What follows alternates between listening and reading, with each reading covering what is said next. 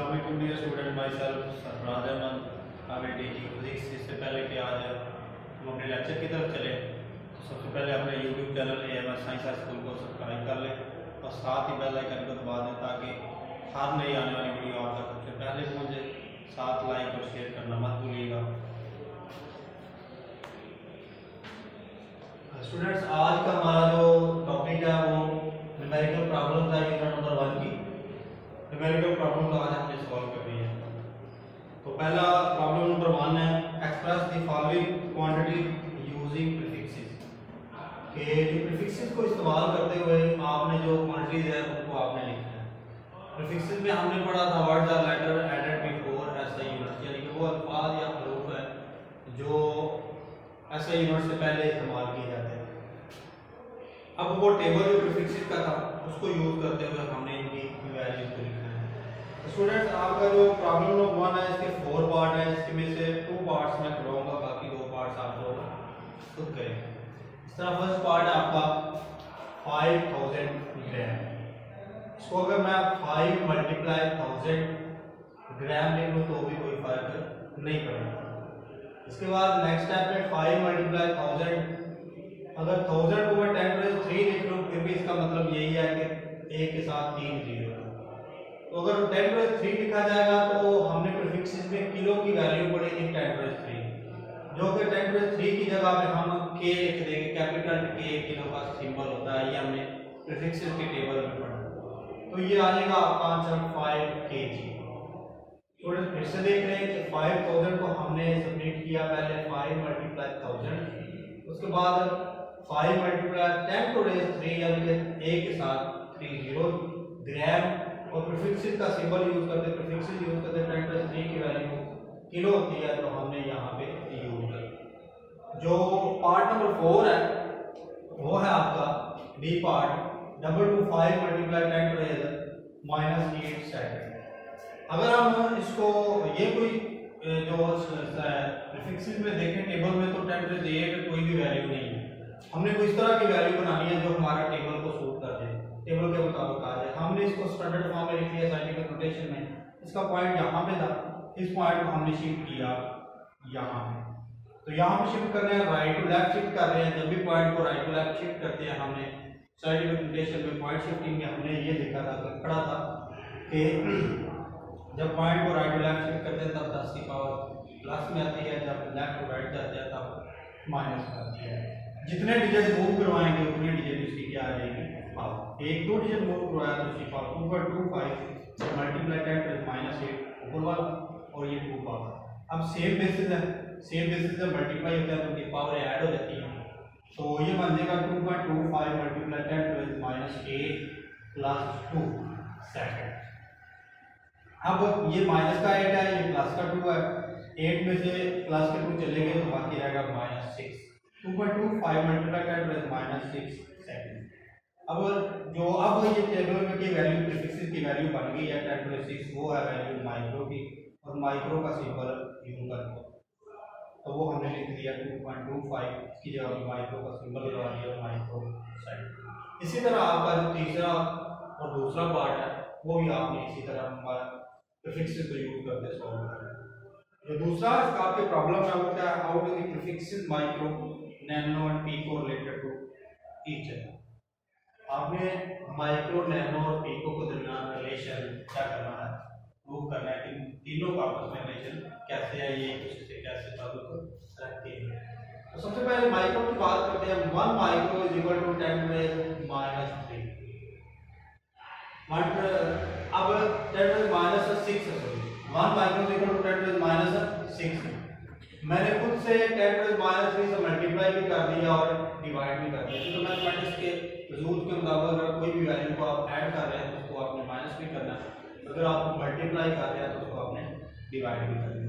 अब same basis है, ये दोनों मल्टीप्लाई होंगे तो इनकी पावर क्या बन जाएगी, -6 और -3, ये बन जाएगी -9, 10⁻⁹ नीचे 10⁻³ एज इट इज। अब ये 10⁻³ नीचे प्लस हो रही है ऊपर आएगी, तो नीचे माइनस हो रही है तो ऊपर आके क्या हो जाएगी, प्लस हो जाएगी। अब ये जो 10⁻⁹ है ये प्रीफिक्सेस को इस्तेमाल करते हुए नैनो की वैल्यू बन जाती है, हमने लिख लिया मैंने। अब 10⁻³ को a के साथ 3 जीरो लगाई तो ये बन जाएगा 1000 nano. It mean that micro और नैनो के दरमियान जो रिलेशन बिटवीन माइक्रो और नैनो वो है 1 micro is equal to 1000 nano. ये इन दोनों के दरमियान क्या है, रिलेशन निकला है। अब सेकंड रिलेशन है जी relation between nano and pico. Relation between nano and pico, तो सबसे पहले जी उसी तरह जिस तरह ऊपर हमने 1 माइक्रो दिया है, इस यहाँ पे 1 nano is equal to 10⁻⁹ 10⁻⁹ multiply करना है हमने उसी तरह जिस तरह इस क्वेश्चन में किया 10⁻³ 10⁻³ मल्टीप्लाई भी कर रहे हैं 10⁻³ से डिवाइड भी कर रहे हैं, सेम बेसिस है। जब मल्टीप्लाई होंगे तो 10⁻⁹ तो 10⁻³ तो ये -12 आ जाएगा, 10⁻12 आ गया। इसको साइड पे कर दिया 1 2 10⁻³ को मैंने एज इट इज लिख दिया। अब 10⁻12 में ये पीको की वैल्यू है, यहाँ पे मैंने पीको लिख लिया, इसको मैं ऊपर ले गया एज इट इज, तो वो क्या होगा माइनस हो रहा था नीचे ऊपर जाके प्लस हो गया। अब इसको हम a के साथ 3 जीरो लगा दिए, भी आ गया 1000 pico. 1 nano is equal to 1000 pico. Relation between pico and nano वो का क्या है 1 nano is equal to 1000 pico. इसी तरह आप लोग relation between pico and micro ये आप लोग खुद कर सकते हैं। वो कैसे कि 1 माइक्रो आप लेंगे तो पीको आपने बनाना है, तो यहाँ पे जिस तरह मैंने मल्टीप्लाई करवाया 10⁻³ से, आप उसे मल्टीप्लाई करेंगे 10⁻6 से, क्योंकि हमने 10⁻12 लेके आना है। तो इसी तरह जब आप फॉरवर्ड करेंगे तो आपकी इस तरह की एंड पे लास्ट में वैल्यू निकल आएगी। अब जो न्यूमेरिकल नंबर 3 है आपका, वो है जी your growth rate at the rate of 1 millimeter per day, find the growth in nanometer per second। आपके बालों के बढ़ने की शरह 1 मिलीमीटर पर डे है, तो उसको आपने नैनोमीटर पर सेकंड में क्या करना है, फाइंड करना है। गिवन डाटा आपके पास ये है जी, गिवन डाटा में आपके पास ग्रोथ रेट लिखा हुआ वो है 1 millimetre per day. 1 millimetre per day आपके बालों के बढ़ने की शरह है, आपने उसको नैनोमीटर पर सेकंड में क्या करना है, फाइंड आउट करना है। तो इसी से स्टार्ट करते हैं सॉल्यूशन में। ग्रोथ रेट ऑफ कितना 1 मिलीमीटर पर डे, यानी कि 1 मिली की वैल्यू हमने पढ़ी थी प्रीफिक्सेस के टेबल में 10⁻³ होती है, ये मीटर साथ में ऐसे ही पर डे पे हमने क्या कर दिया, डिवाइड कर दिया।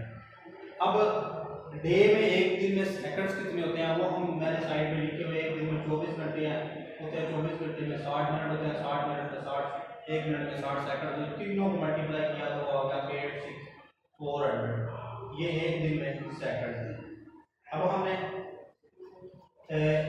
1 मल्टीप्लाई 10⁻³ मिली की वैल्यू को अलग कर लिया, इसके हम डिवाइड करेंगे 1 डिवाइड बाय 86400, इसको हम डिवाइड करेंगे तो हमारे पास आंसर आ जाएगा 0.000157 मल्टीप्लाई दैट, ये वैल्यू एज इट इज ऊपर निकल, और ये नीचे सेकंड प्लस हो रहा था ऊपर जाकर क्या इसकी वैल्यू माइनस में आ गई मीटर पर सेकंड।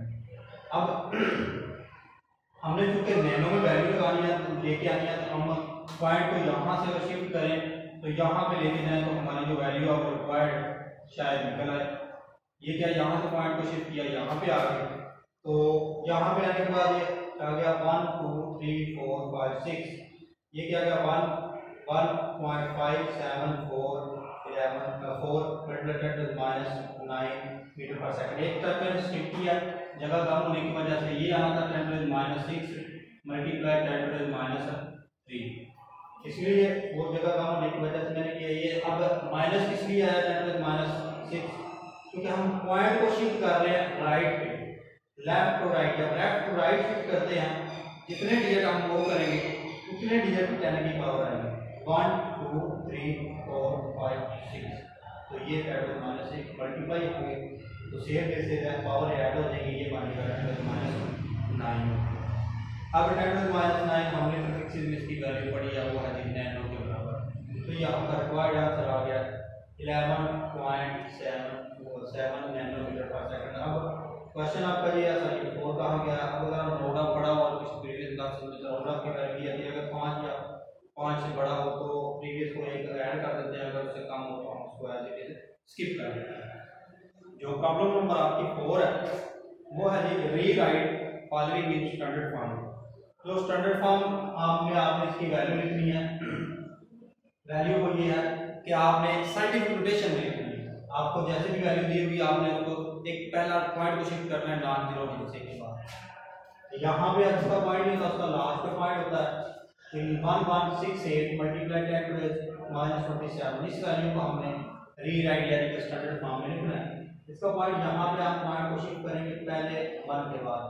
यहाँ पे आ गया 1.1168 multiply 10 to the minus 27 multiply 10 to the 3। अब ये 3 कैसे 3 डिजिट मूव किया है, इसमें 10 की पावर 3 आती है।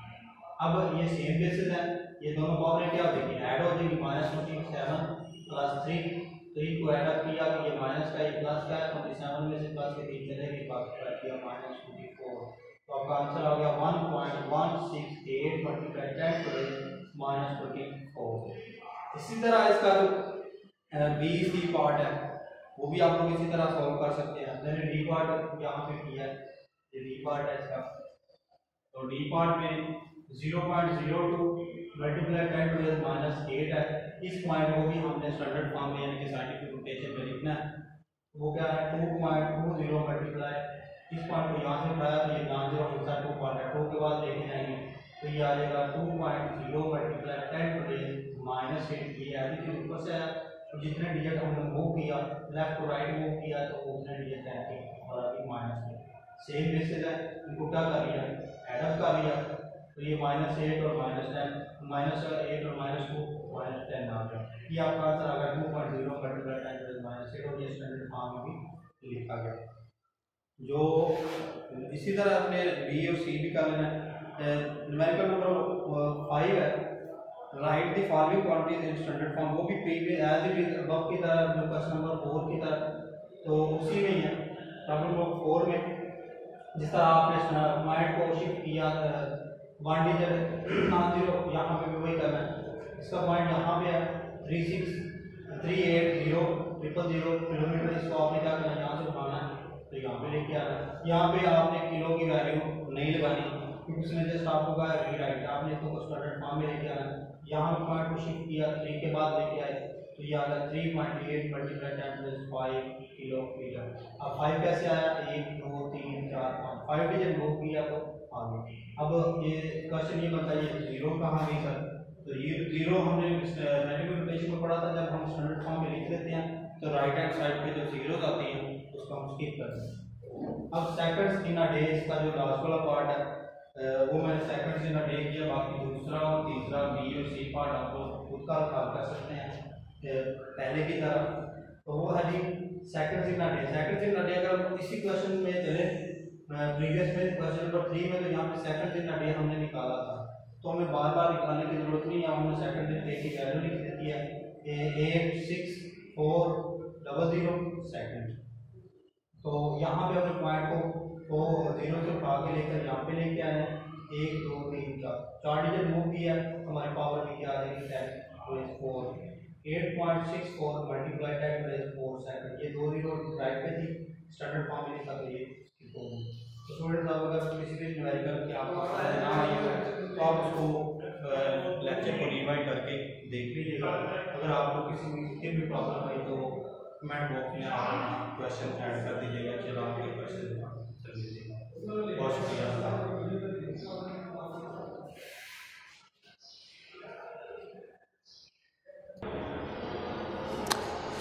नेक्स्ट न्यूमेरिकल स्टूडेंट हमारा न्यूमेरिकल नंबर 6। तो उसकी जो स्टेटमेंट है वो काफ़ी लेंथी है, तो मैं आपको उसको पढ़ के तो फौरी तौर पर समझा देता हूँ। उसका आपको बयान कर देता हूँ उर्दू में क्या है। वो कहता है कि ऑन क्लोजिंग दी ज़्यादा vernier calipers zero of the vernier scale is on the right side to its main scale such that fourth division of its vernier scale coincide with the one of the main scale when find its zero error and zero correction. तो जो main scale पे हमारी जो reading की division आ रही है वो given data है हमारे पास। जो मेन स्केल पे रीडिंग आ रही है, रीडिंग कौन सी आ रही है, रीडिंग वो मेन स्केल जो नंबर ऑफ डिवीजन आ रही है वो n उसको डोनेट करते हैं और फोर्थ डिवीजन आ रही है। और जो लीस्ट काउंट वर्नियर कैलिपर का होता है ये हमने पढ़ा था कि 0.01 सेंटीमीटर में है। सेंटीमीटर में जो कि मेजरमेंट्स हम सेंटीमीटर में करते हैं इसलिए यहाँ पे इसका जो लीस्ट काउंट यूज़ करेंगे सेंटीमीटर में। अगर मिलीमीटर में करें तो 0.1 मिलीमीटर होगा। तो फाइंड आपने क्या करना है, to find zero error. Zero error किसका, वर्नियर कैलिपर का।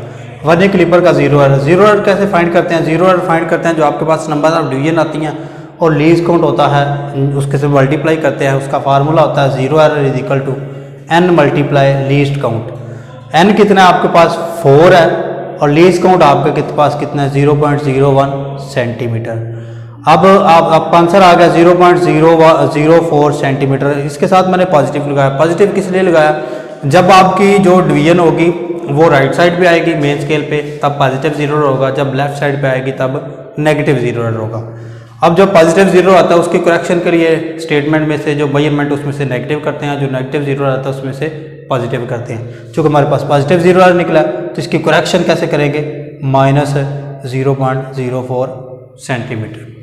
जो नेक्स्ट हमारा क्वेश्चन है वो क्वेश्चन नंबर 7 है। A screw gauge has 50 divisions on its circular scale. The pitch of screw gauge is 0.5 mm. What is its least count?